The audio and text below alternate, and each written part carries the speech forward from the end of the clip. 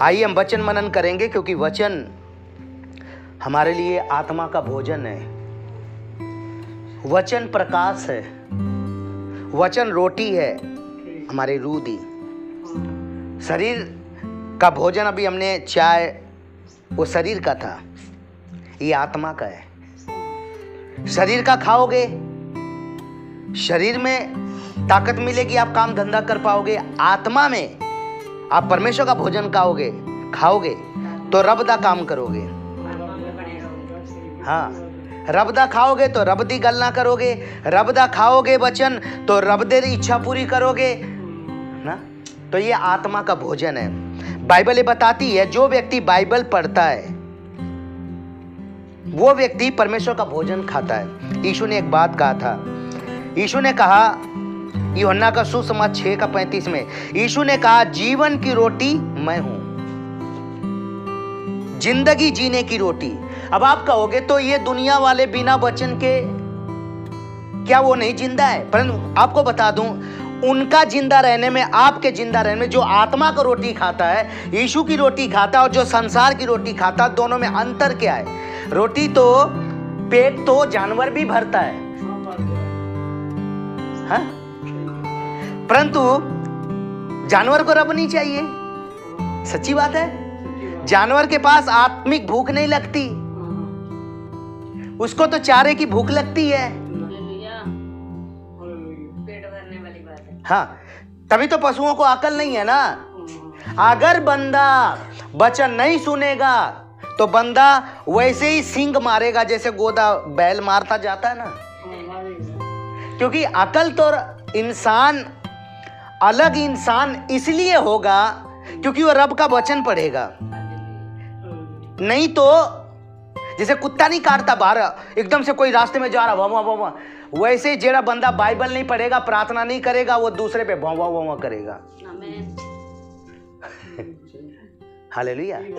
क्यों? क्योंकि कुत्ता तो बंदगी करता नहीं, बंदगी नहीं करता तइयों तो काटता है।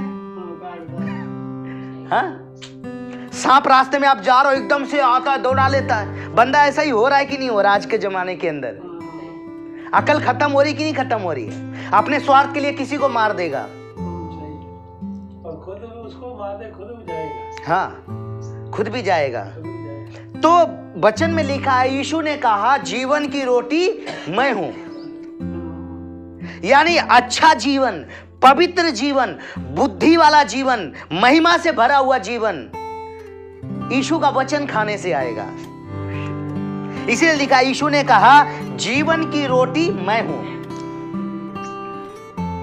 शांति वाला जीवन, आनंद वाला जीवन, महिमा से भरा हुआ जीवन, पवित्र जीवन, गवाही वाला जीवन, दूसरों के सामने अच्छी जिंदगी वही जीता है जो वचन खाता है। हालेलुया। एक बार यीशु मसीह 40 दिन का उपवास रखे थे। उपवास जब उन्होंने रखा, मतलब 40 दिन पूरा होने को आया, यीशु को भूख लगी। भाई भूख तो लगती, यीशु भी शरीर में आए थे। तो शैतान आया और शैतान ने एक बात कही, देखो लिखा है, तब आत्मा यीशु को जंगल में ले गया ताकि इब्लीस से उसकी परीक्षा हो। यीशु को आत्मा, परमेश्वर का आत्मा जंगल में ले गया ताकि शैतान उसे परखे। वो 40 दिन 40 रात निराहार रहा, कुछ भी नहीं खाया यीशु ने 40 दिन 40 रात। तब उसे भूख लगी। तब परखने वाले ने पास आकर उससे कहा, यदि तू रब दा पुत्र है तो कहते पत्थर रोटियां बन जाए। शैतान आया यीशु के पास, कहता है तू भूखा है, तू रब दा पुत्र नहीं है, तू भूखा क्यों है?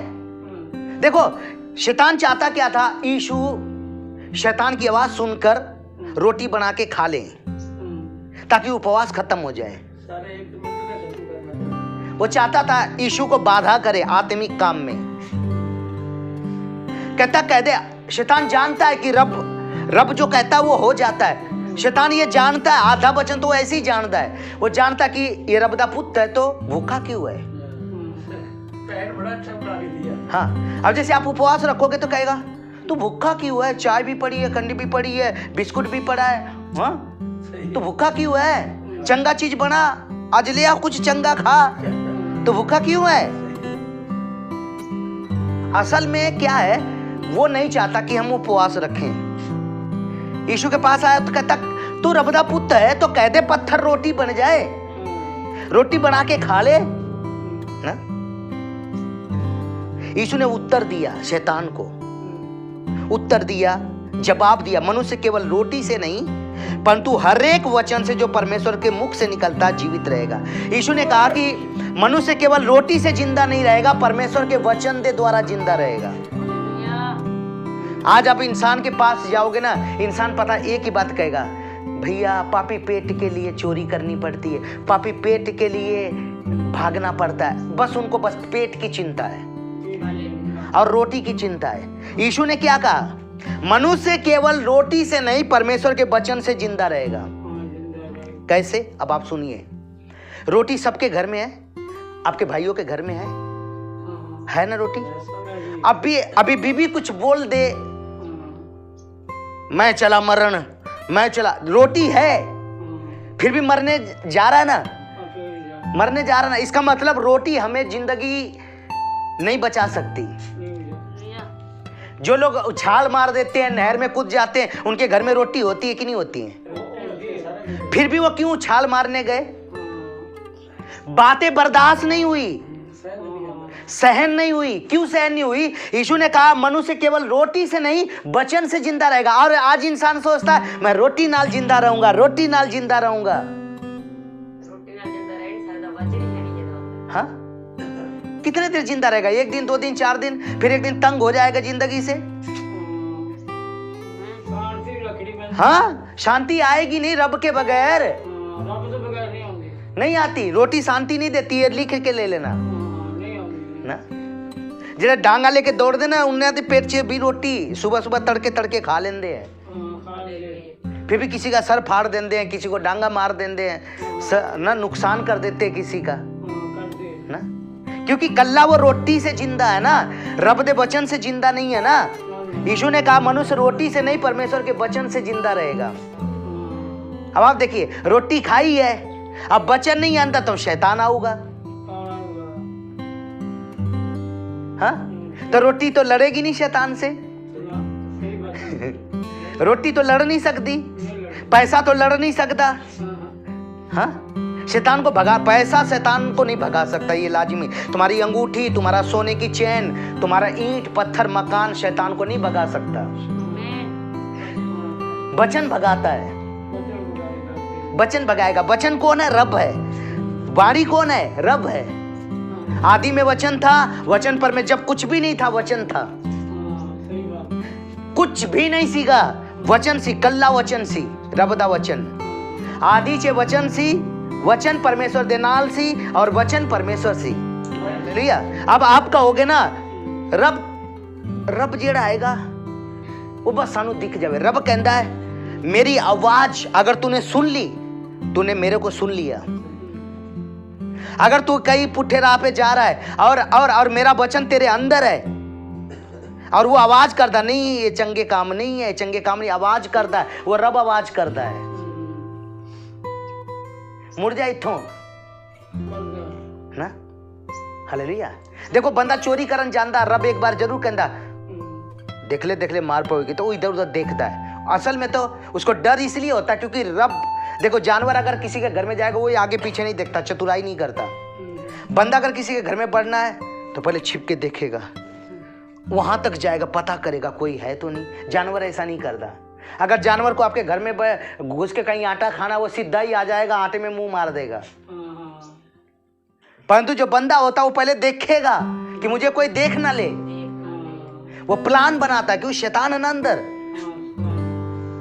हालेलुया। तो मनुष्य केवल रोटी से नहीं परमेश्वर के वचन के नाल जिंदा रहेगा।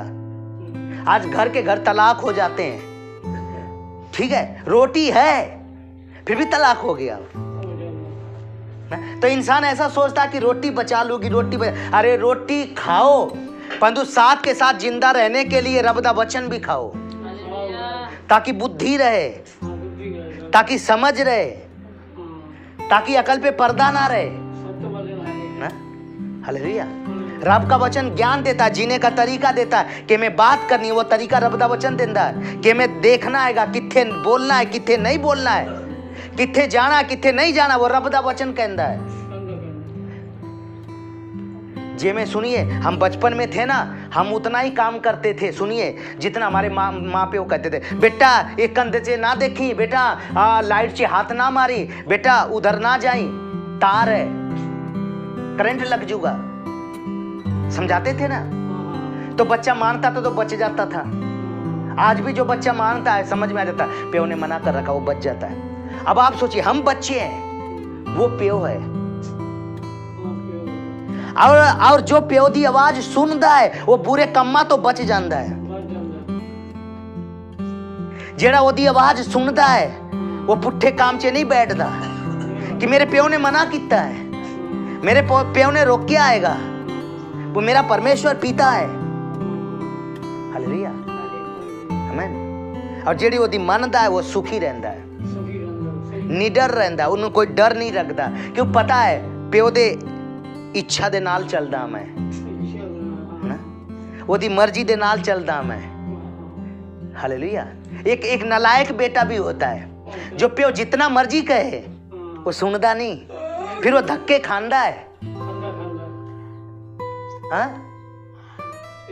जेड़ा मनदा है उसको तो प्यो जायदाद दे देता है, गले से लगा के रखता है। जेड़ा नहीं मानदा उन्हें कहता जा भाई देख ले तेरा ठिकाना कदे है बेटा ही, कहता जो तू सुधर जावे ना, मैनू भरोसा हो जावे तेरे ते, फिर मैं तेरे नाम भी कुछ करांगा, तेरे लिए भी कुछ करांगा। पर जदों तक तू मेरे नाल नहीं चलता, मेरी गल नहीं मनदा ना, वो कहता मैं लेवांगा, प्रॉपर्टी साडी भी हैगी। हाँ, तो कहता पहले सुधर तो सही, अभी प्रॉपर्टी दे दूं तो तू तो बेच दूंगा, बुरे कम्मा च उड़ा देगा। इसलिए रब कईयों को आशीष नहीं देता। हाँ, कईयों को परमेश्वर सेहत देता, तंदुरुस्ती देता, आशीष देता, बरकत देता है, क्योंकि वो चंगे चलते हैं, कईयों उल्ट चलते हैं, रब दी बात मानते नहीं। रब जिथे मना करदा उधर ही जान के जाते हैं ना। हाँ, मन मर्जी चलते हैं। तो यीशु ने कहा कि जीवन की रोटी मैं हूं। हालेलुया।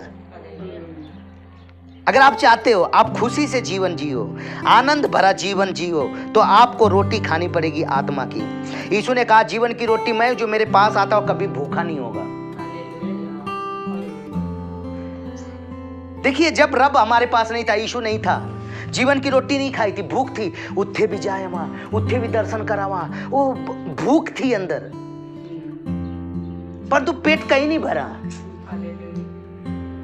भूखे दर्द, आज भी बंदा भूखा खा मैं रबदा, इतनी दूर चला गया फिर भी भूख मिटी नहीं, उनकी भूख नहीं मिटी, क्योंकि यीशु कहता जीवन की रोटी मैं हूं। अब सुनो, रोटी यीशु है, रोटी छोड़ के कोई और चीज खाओगे, बिस्कुट से कितने देर काम चलाओगे? पेट भरता है उससे। हाँ आंटी, आपने बिस्कुट खिलाया, रोटी तो नहीं थी। रोटी पेट भरेगी। हाँ, हालेलुया। रोटी से पेट भरेगा, और रोटी यीशु है, और बाकी कौन है? बिस्कुट भुजिया है। यीशु कहता मैं जीवन दी रोटी हाँ, मेरे बगैर तुहानू जीवन नहीं मिलना, मेरे बगैर तुहाडे सर से मौत नाचेगी, मेरे बगैर बीमारियां, शैतान, बदरूहें नाश करेंगी। जो मेरे पास आता हो कभी भूखा ना होगा, जो मुझ पे विश्वास करता है वह कभी प्यासा नहीं होगा, उसकी प्यास मिट जाएगी। जरा यीशु दे पास आएगा, उसकी प्यास, हृदय दी प्यास मिट जाएगी, उसके अंदर की प्यास मिट जाएगी। और देखो, जब तक इंसान को प्यास रहती है उसका चेहरे पे उदासी रहती है। सुनिए, प्यासे इंसान की निशानी बता दूं, जेड़ा बंदा कहे मेरे ते बड़ी चिंता रहती है, मैं तो बड़ा बोझ से दबा, तो वो प्यासा है। क्योंकि प्यास, पानी पी लेने के बाद जब हृदय की प्यास बुझ जाती है तब आनंद आता है। तो प्यास होती है, इसलिए आप बोलता रहता है। हाँ, वो बोलता रहता है कि उसकी प्यास बुझी नहीं। हाँ, ये अगर बुझ गई वो सारा भूल जाए, शांति आ जाती है उसके अंदर, फिर आनंद आता है, खुशी आता है ना। देखिए जब खेत प्यासा है, अंकल खेत प्यासा है, हुने बारिश हुई, खेत की प्यास बुझ गई, हाँ गर्मी निकल गई, खेत की गर्मी निकल गई। उसी तरह से जब रब जीवन का झरना बनकर वचन रब दा जब साडे ते डुलदा है, साडी गर्मी खत्म हो जाती है। अहंकार दी गर्मी, क्रोध की गर्मी, नफरत की गर्मी, क्या जाता है, ठंडक आ जाती है, मन को शांति आ जाती है, हृदय में आनंद आ जाता है रब दा वचन से ना? वो रोटी भी है और जल भी है ताकि तुम भूखे ना रहो।